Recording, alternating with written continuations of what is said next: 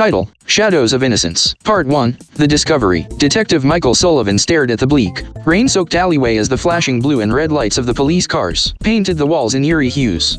The stormy night seemed to echo the sense of dread that filled his heart. He adjusted his trench coat and pulled his collar up against the cold wind, a shiver running down his spine. It was a scene straight out of a nightmare. 5 young lives snuffed out too soon. Sullivan had seen his share of horrors in his years as a police detective, but nothing could prepare him for the sight that awaited him in that alley.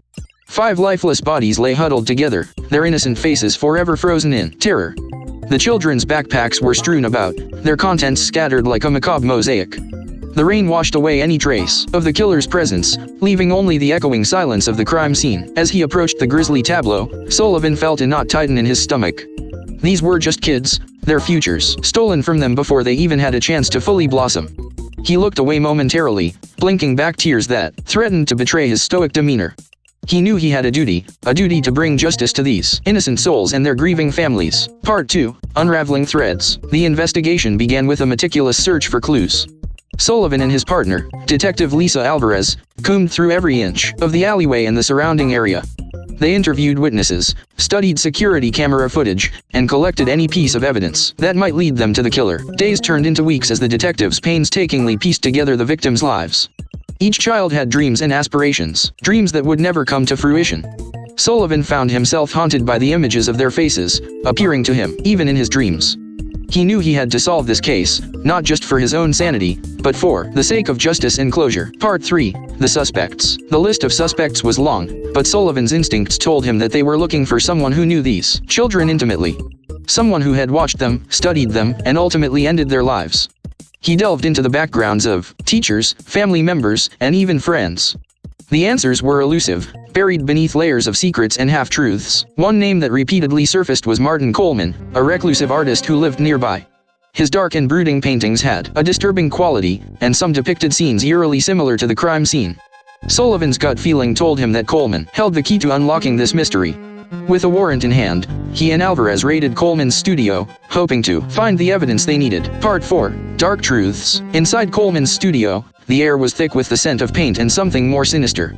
Sullivan's heart raced as he scanned the room, his eyes landing on a series of paintings that made his blood run cold. There, amidst the swirling colors and haunting images, were depictions of the murdered children, their faces distorted into grotesque masks of pain and fear. As they combed through the studio, Sullivan found a hidden compartment containing a collection of newspaper clippings. The clippings chronicled the children's lives in meticulous detail, revealing that Coleman had been silently observing them for years. It was a chilling realization. They were dealing with a predator who had been lurking in plain sight. Part 5, Confrontation. With evidence mounting against Coleman, Sullivan and Alvarez brought him in for questioning. The room was tense as they stared at the man who held the answers they sought. Coleman's eyes were hollow, his demeanor eerily calm. Sullivan could feel the weight of the children's lives pressing down on him, urging him to break through Coleman's facade. Hours turned into an agonizing interrogation as Sullivan pushed Coleman to confess. The artist's stories wove intricate webs of half-truths and denials, but Sullivan was relentless. He knew he had to unearth the darkness hidden within Coleman's mind. Finally, as the night wore on, cracks began to form in Coleman's resolve. In a hushed voice, barely audible, Coleman admitted to his obsession with the children. He confessed to watching them from the shadows, captivated by their innocence and vitality. He spoke of a twisted belief that by capturing their essence in his paintings, he could somehow possess their spirit forever. But his obsession had spiraled out of control, leading him down a path of darkness that culminated in the horrifying act that had taken their lives. Part 6, Closure and Redemption. The trial that followed was a harrowing ordeal for the families of the victims, as they had to confront the reality of their children's brutal deaths. Coleman was convicted and sentenced to life in prison, his dark legacy forever etched in the annals of the justice system. Sullivan stood outside the courthouse, his gaze fixed on the horizon. The storm clouds that had lingered for weeks had finally parted, allowing a sliver of sunlight to pierce through. It felt like a bittersweet symbol of closure, a reminder that even in the darkest of times, there was room for healing and redemption. In the aftermath of the trial, Sullivan found himself haunted by the faces of the children he couldn't save. He knew that justice had been served, but he also realized that he couldn't change the past.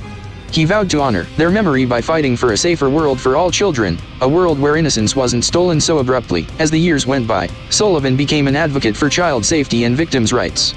He channeled his grief and guilt into a relentless pursuit of justice, determined to make a difference for those who couldn't speak for themselves.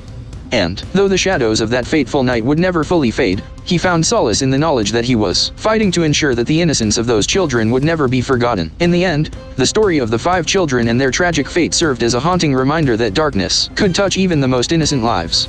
But it also stood as a testament to the resilience of the human spirit and the unwavering dedication of those who sought to bring light to the shadows.